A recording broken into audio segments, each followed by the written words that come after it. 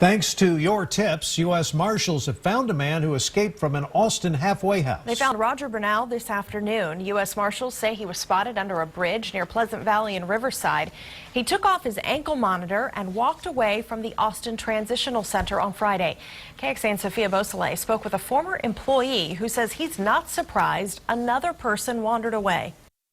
They can come and go as they please. The Austin Transitional Center may house convicted felons finishing out their time, but it's not built like a jail or prison. We can't stop them from walking out the front door because they won't allow us to. U.S. Marshals say the facility has rules and regulations and an honor system, and people have the option to walk away, but will face consequences. We've had clients pack up their whole stuff in their locker, bag it up and walk out the door, and we just let them. Joe Rispy says he worked at the halfway house for 2 years before he resigned because of management. If they don't improve on their security, which they won't because they haven't, because I still talk to people that work there, it's not going to change. Last year, Edward Bennett left the Austin Transitional Center on a medical pass. He's able to take off his ankle monitor, get away, and ended up slashing a woman's throat in an HEB parking lot. Instances Joe Rispy believes could be avoided if the center were to hire more staff.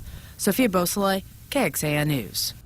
Avalon Correctional Services out of Oklahoma runs the Austin Transitional Center. It's through a contract with the Texas Department of Criminal Justice. That agency decides where parolees end up. And we've mentioned several violent offenders have left that center and never returned.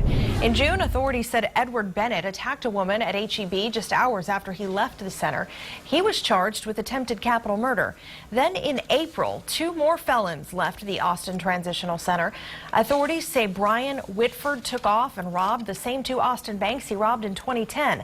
Authorities also caught Larry Eggins in North Austin. They say he had a violent history and was reportedly a member of the Crips gang.